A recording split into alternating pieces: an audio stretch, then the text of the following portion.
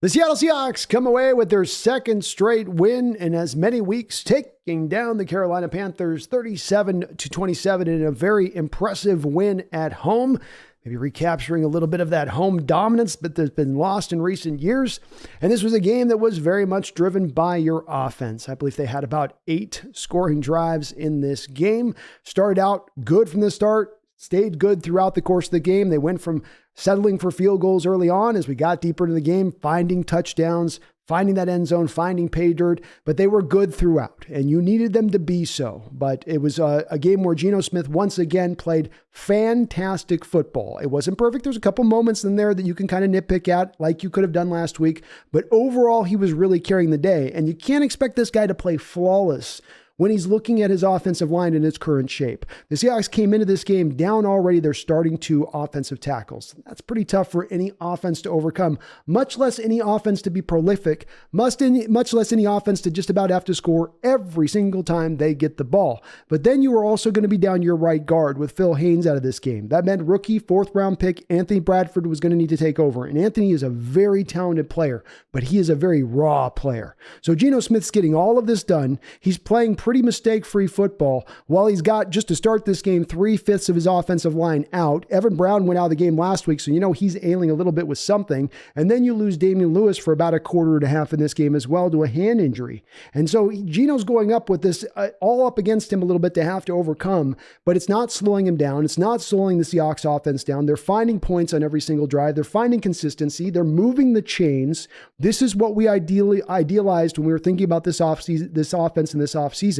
That it could be a top 5 team, that it could be the big driver of this team, that it could carry the load with all of the weaponry that they have to attack with. And they were able to utilize all that weaponry today. But it was Geno Smith at the head of it and Shane Waldron on the other side of it, making great calls as an offensive coordinator for your Seahawks. I mean, he was picture perfect in keeping this Carolina Panther defense on guard, not quite sure of how the Seahawks were going to attack them, willing to still throw, having his tackle situation where it was, as the Seahawks actually threw more than they ran on a day where their top 2 running backs had over 5 yards in average per carry. So they were still willing to throw the ball because that's where they saw the holes.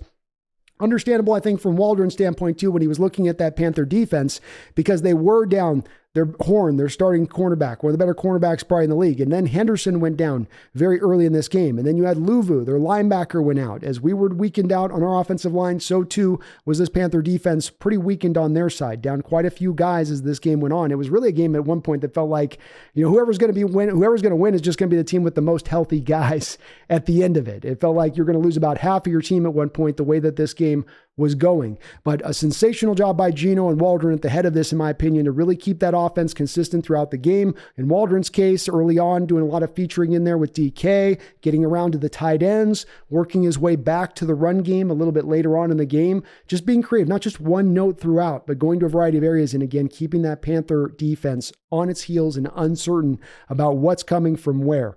The running back situation with the Hawks. A lot of people love to lament over the last 2 drafts, the picking of Kenneth Walker III and Zach Charbonnet back-to-back in second rounds of these respective drafts. You have the analytic folks saying that you just don't do that. Running back value. Take him in the 5th round. You should never spend money on backs. You should never pick them but after the 5th round. You get these guys that are hardliners in regards to this kind of talk. And I think what you got to see today from both Walker and from Charbonnet is why those guys are difference-making talents at the position. Why they can give you a little bit more than that typical 5th round rookie that 5th round running back can. Walker, 18 carries, 97 yards, 5.5 yards per carry average. Also, catching 3 passes out there for 59 yards, including a deep one down the sideline. He was tremendous. Also, though, Charbonnet chipping in with his side of it. 9 catches, 46 yards for Charbonnet. He was an absolute hammer in the running game, man. That guy finishes runs like nothing else. It's beautiful. It takes me back to the days of beast mode a little bit, and him being willing to punish tacklers for daring to try to tackle him. He had that one coming up the sideline at the end there, right near the end zone, where he's got a full head of steam, and that defensive back's coming up to tackle him, and he blasts that that guy and sends him about 3 or 4 yards flying backwards. So fun to watch. And you have a pure thunder and lightning setup right now between Walker and Charbonnet with what they're able to do. And not only was it they were getting a lot of yards and giving a high yard per carry average today, but you were seeing them get this work done when there wasn't always holes created by the offensive line. Sometimes it was hard work. Sometimes it was tough sledding for these backs. But rather than them getting held up in the backfield with a negative 2 or 3 yard gain, they'd get out of that tackle, find some space free, get up the field and turn it into a 4 yard gain. You saw what it would be like to have running backs back there that can be difference makers at the position. Not just get by guys, not just try hard guys, but guys that are difference makers at the position and what they bring, especially when you have an offensive line that's really, really ailing up there, right? This is a game to kind of push back against those analytic folks who say, no, it's all about the offensive line when the running backs have any kind of success. They are what only determines the running back's success. Well, if that's the case, how do the Hawks pull off what they pulled today, down basically 4/5 of your offensive line for a big part of this football game, and yet your backs were still able to be successful? And if you're watching the eye tape, if you're looking beyond the stats, you would have known that these backs were creating yards on their own on many of these carries. Not all of them, but on many of these carries. And that is really how they were getting it done today overall on offensively and in running the ball. Defensively, it was a little bit of a struggle, defensively speaking, in this game. Dalton came in and we said, we got to make him uncomfortable. Don't let him dink and dunk you to death. Don't let Andy Dalton and his arm beat you as you've let so many backup quarterbacks in recent history take you apart at times. And indeed, those look like through the early part of the game that was indeed what the Hawks were going to do. Dalton was free and easy back there for a lot of this game, not under much duress. You were looking at the soft zone defenses of the Hawks dropping back into coverage to depth, leaving a lot of stuff underneath there for Dalton to then attack and to feed on a little bit throughout the course of this game. The defense had some highlight moments. The defense has had some spots in this game where they had some really big stops. So it wasn't all bad. It wasn't that they had no answers at all, as we've seen at times with this defense in recent years. You indeed had some moments that really, really stand out to me. For instance, coming out of halftime, Hawks are down by a point.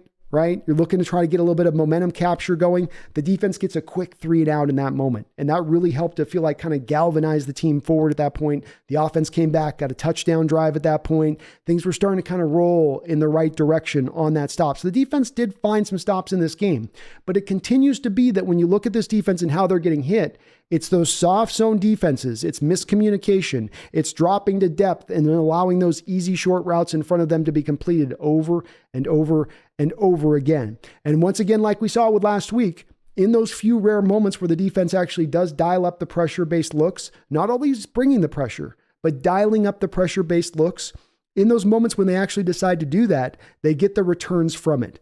They get the favorable results from it. You got Dalton unsure when he'd see the stack fronts. If you dropped him back, he'd sometimes still be thinking the blitz was coming.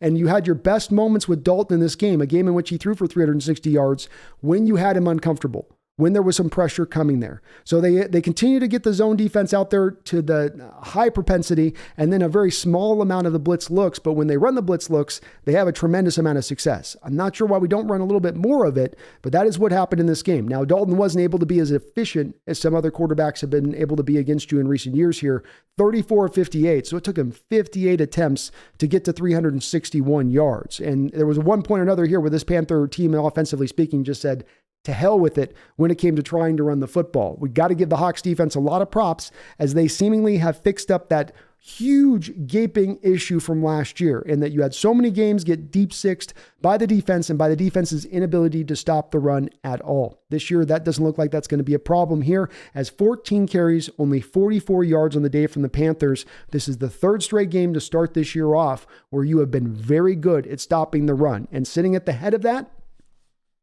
the man, the myth, the legend, Mr. Jarran Reed, making his return to the Seahawks. I tried to tell you guys back when we signed him here and they announced that they were going to move him to more of a nose tackle role that I thought this was going to be a good fit for Jarran. He was going back to his foundations. Yes, he's been more of a 3-tech type guy here as a pro since coming out of Alabama as a 1-tech nose tackle. You're moving him back now to more of a nose tackle role this year. And a lot of people going, well, he hasn't played good against the run in recent years, though. And I thought, well, once you ask him to just lock in on stopping the run, I think we're going to see some improvements for this guy. I think it's going to look maybe just a little bit different than it has looked in the past on that side of things. And Jarran Reed was an absolute monster in this game.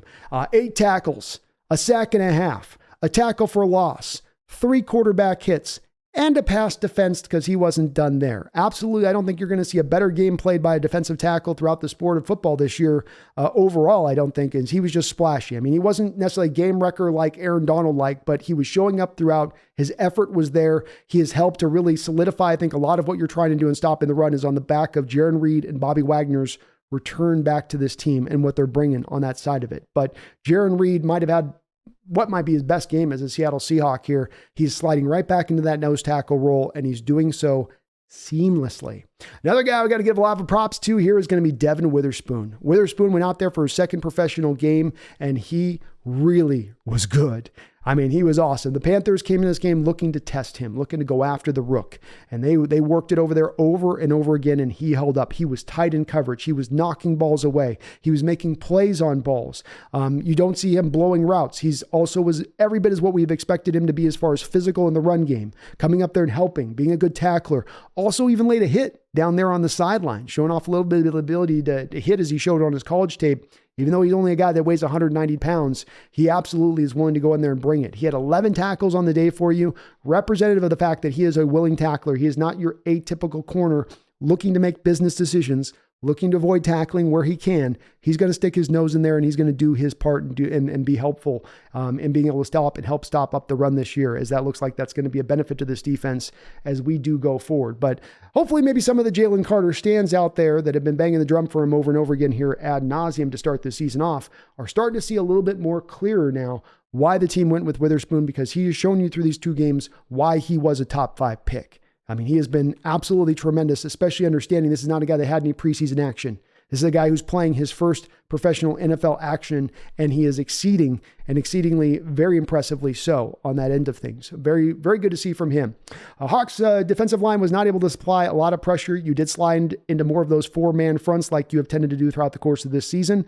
Not a lot of guys were able to bring very much pressure. Boye Mafe was one of those guys in this game. He got his first sack. He had a couple of other good pressure-based moments here from this contest. Good to see from him as he seems to be coming along as a pass rusher. We definitely was missing his presence last week, but the pass rush does still remain a bit of a question mark as it does currently stand, as you're not necessarily getting consistent pressure. You're still allowing a lot of just clean pockets at times for the quarterback to sit there and kind of pick things apart. We'll see if the defense starts to maybe dial up a few more of those pressure-based looks, because as I said, they are having a tremendous amount of success with it. The special teams unit absolutely did their part today. Hawks this offseason started off with one of the first couple signings that they made as they signed Jason Myers to a $5 million a year deal, making him one of the highest paid kickers in the entire sport. You signed Nick Bellore to a contract extension, a coverage unit guy, special teams guy only really in how you view him. This is after last year, of course, signing Michael Dixon to a contract extension. Well, Jason Myers today showed you why the Hawks made him that highest paid kicker, or near to be the highest paid kicker in the sport, as he was 5 of 5 on field goal attempts. Hawks were getting a scoring drive every time, couldn't punch it in early there, but you needed his field goals. You needed his field goals to help you run away in this game and get this spread out to where you could get this comfortable. And him hitting every one of those kicks made this game more comfortable, made this not have to go down the wire, made us not have to revisit the heart attack Hawks in this football game. And so you got to give Myers his props here, making every one of those kicks. Fantastic to see. DJ Dallas had some good returns. Michael Dixon had only had to punt twice, but those were 2 solid punts. Seahawks special teams unit again showing you why they're one of the better units in all of football and why they are a key part to this team and helping this team win football games. It all worked together today as far as the team performance goes on that, with it all working together. Offense drove the day, but the other parts of the team had to do their part here to kind of bring this game out to the other side of it.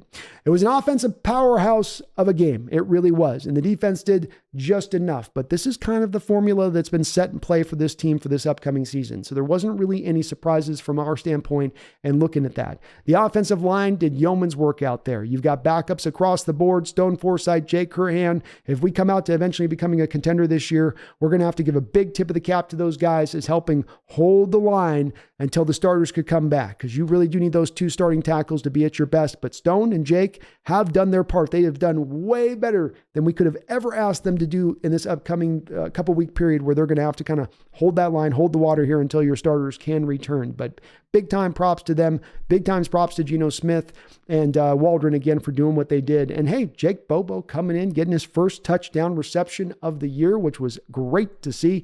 He did it on a route that you would see him do at UCLA, which you get him down in the red zone, out of the slot. You give him a little bit of an option route. He is just about nearly impossible to cover when he gets to the stem of his route, because you just seem to catch these cornerbacks, especially when they're down in the red zone. You saw this all over his UCLA tape, where they just end up wanting to pick one way or the other, where they think he's going to break. They're trying to anticipate his break rather than move with his break. And then he's got him. Then he breaks open, just like he did there, goes up, high points the ball, gets the 2 feet down. There's just something special about this Bobo kid, isn't there? I'm not saying he's going to be a special player, but there's something about him. I don't know. He's got a little bit of pixie dust over the top of those shoulders or something going on. I don't know what it is. Good win for your Seattle Seahawks. The schedule's going to get tougher going down the line here. You've got to make hay right now while the sun is shining. The schedule's a little bit easier on the front side of this. It's going to get tougher down the line. 2 games against the Niners, a game against the Eagles, a game against the Baltimore Ravens, a game against the Dallas Cowboys. So it didn't get any easier down there. Get some wins stacked up now. Get some room for error. And that is what the Seahawks are setting the stage for. One final tip of the cap to you, the 12th man. You did your part today. I've been a little bit hard on you recently because there's times I go in that stadium in recent years and it hasn't felt as loud as in recent years past. Well, today you answered that call in a big way. Your defense needed that help. They needed that boon. They needed that bounce. They needed that push, and you brought it today. You had, 8 false start penalties here from the Carolina Panthers. It was a game reminiscent to me of the 2005 New York Giant game, where the 12th man basically won that game, getting 12 false start penalties. And it was along the same lines today. You had Andy Dalton up at the line of scrimmage, constantly trying to change plays and communicate with everybody on the offensive line. You don't do that in Lumen. You ain't going to do that in our house. You don't get to change the play. You run the play as is called. No audibles here, sucker. And it was nice to see the 12th man getting loud today. You saw him when they went to shots of him, of everybody up on their feet. There was less of shots of the crowd of people just sitting there stuffing their face full of pretzels. But the 12s were loud, and they showed you today why they can be the best fan base in all the NFL when we're going strong like we were today. Props to you, 12th man, on helping your defense out. They needed it. They needed that energy. Bring it every week when you're in that stadium. Keep it coming, because it does help this team. You have a tangible effect on the game when you bring it like you brought it today. A big win for your Seattle Seahawks. Let's keep this ball rolling into next week with the New York Giants, but let's also savor the flavor of this one right here and now.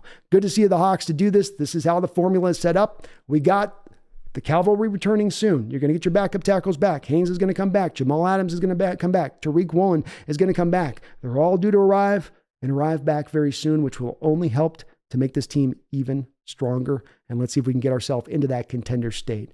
Big win for your Hawks. Let's keep it going. Hopefully you're excited on this win. A very entertaining game at that. Please, my fellow Seahawks fans, though, don't you ever forget, go Hawks. What's up, 12s? Jake Bobo here. Great first win at home. You guys were loud. You guys were awesome. Appreciate you guys. We'll see you next time. All right.